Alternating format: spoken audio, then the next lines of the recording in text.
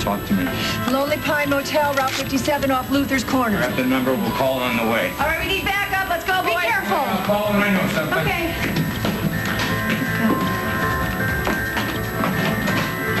Mom called. Oh, she? I don't know. She's still with Rick, but Hal's on his way to go get her. Well, Rick's kept her safe and alive this long. That's a good sign. How are you holding up? I'm fine. I'll be just fine. But what I really want to know is, are you going to be okay after everything you've been through?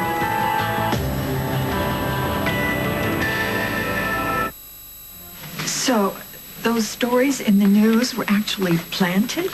I mean, Allison is really alive? Physically, she's unharmed. Emotionally, I don't know, but she is in police custody down at the station. Oh, my golly. And Susan, what about her? Is she still with Rick? Hal and Margo are on top of that, and I think we need to let them just do their job and hope for the best. Which we have been doing a lot of lately, you know. With you in that coma, none of us knew how we were going to get through this without you. Every day, every night, I'd come here and sit by your bed. I know. And you would turn on my favorite radio station. What? And tell me to come back. How could you know that? I heard you. I heard Kim and Chris telling me to come back, not to give up, to keep fighting. I knew you were listening. Well, I'm back because of your love and prayers. Oh, sweetheart, you're back here because, thank God, you are too stubborn to go anywhere else. And we are never going to let you go, ever again. Next time you need a corpse, let somebody else do the job. How horrible was it, being on the phone with Mom, letting her think that...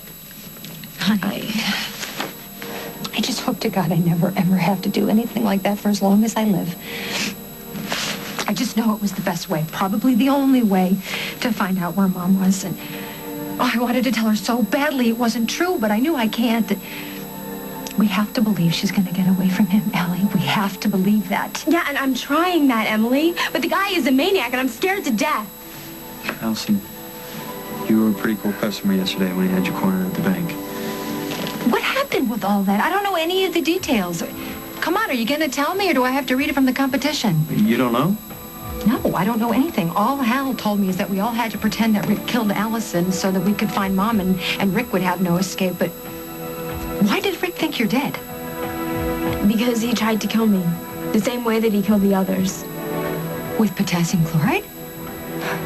I don't understand. You should be dead or in a coma. This is where it gets good.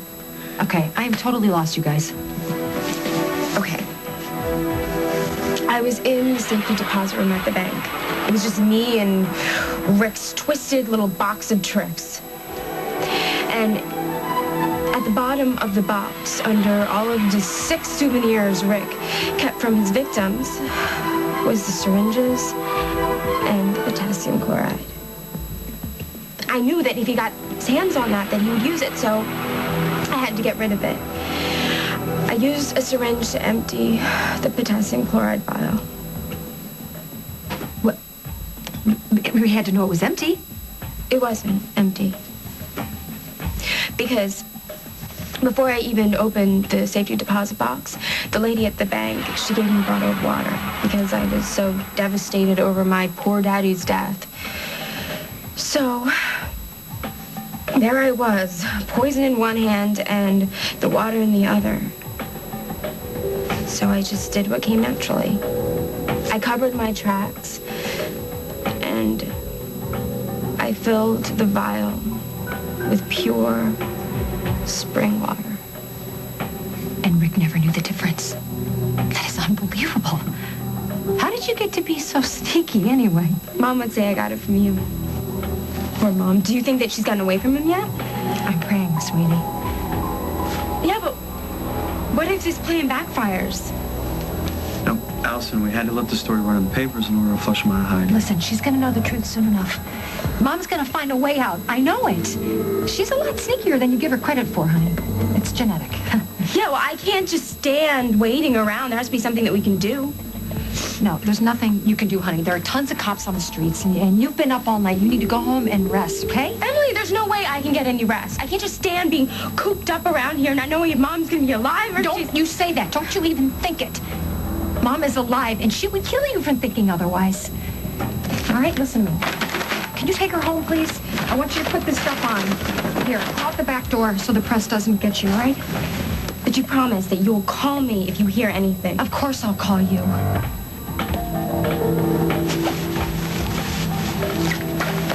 Just, Emily, tell me that Mom's gonna be okay.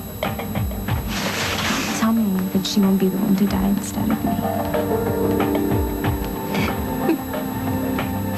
Oh my God, Allison is dead. How could this have happened? You could have done this to her. No, I didn't. I was with you last night. Darling, don't you see? This proves that I'm not the killer. I couldn't have done anything to hurt Allison. What's going through your mind? Just lay down, please. Let me get you something, huh? What? Potassium chloride? You want to murder me like you murdered those other people? Darling, I wouldn't lie to you. I love you. You don't love me, Rick. You don't know what love is. You killed all those people, didn't you? And you tried to kill Bob, too, but it didn't work, did it?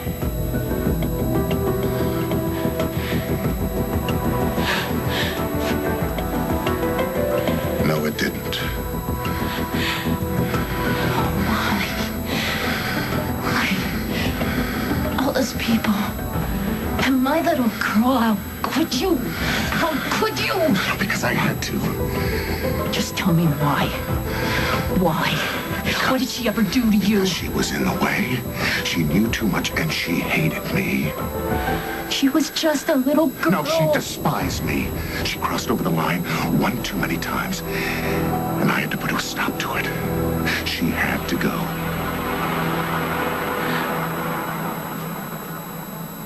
And I'm sorry, my darling. But you have to go now, too.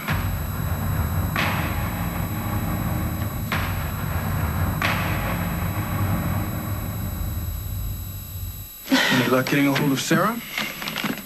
They won't let me talk to her. They won't let me leave a message. And they have none to pass along to me. Oh, and don't bother dropping by again, Miss McKicken, because Sarah can't have visitors. They'll make an exception for some of us. What are you doing here? I was passing by on my way to Durgan, and I saw your car. I couldn't just drive by without saying thank you. For what? Breaking into my suite and running that DNA test without my knowledge or permission. If you hadn't, it would have taken me weeks, probably, maybe months, before I got the courts to declare me Sarah's biological father and legal guardian. Well, don't I at least get a congratulations? Do you think for 1 minute anyone here cares about what you say, Marshall? Leave. Now. I'm following your mother's advice. I've decided not to press charges against you for the wealth of crimes you committed. I mean, all's well that ends well. I have my daughter, and you have, well, not so much. Looks like you owe me again. Yeah, Marshall, don't do me any favors. You'll change your mind. Anyway, I love to stay and catch up, but I've got business at the Durgan Street shelter. Sarah's being released to me today. That's impossible. Maybe without your assistance, but... You know what, Marshall, go ahead. You file all the motions you want. You get everything all clean and neat and legalized. But do you think for 1 minute all your documents and all your rulings is gonna make Sarah love you? She will never love you. Because you will drive her away like you've done with every other woman that you've claimed to love, like Sarah's mother. My mother. If Sarah has a negative view of me, it is because... You deserve it. No, it's because of you and your vindictive, hateful little games. But that's another thing that's about to change. Note to self. Make damn sure Bonnie never sees Sarah again. Have a good day.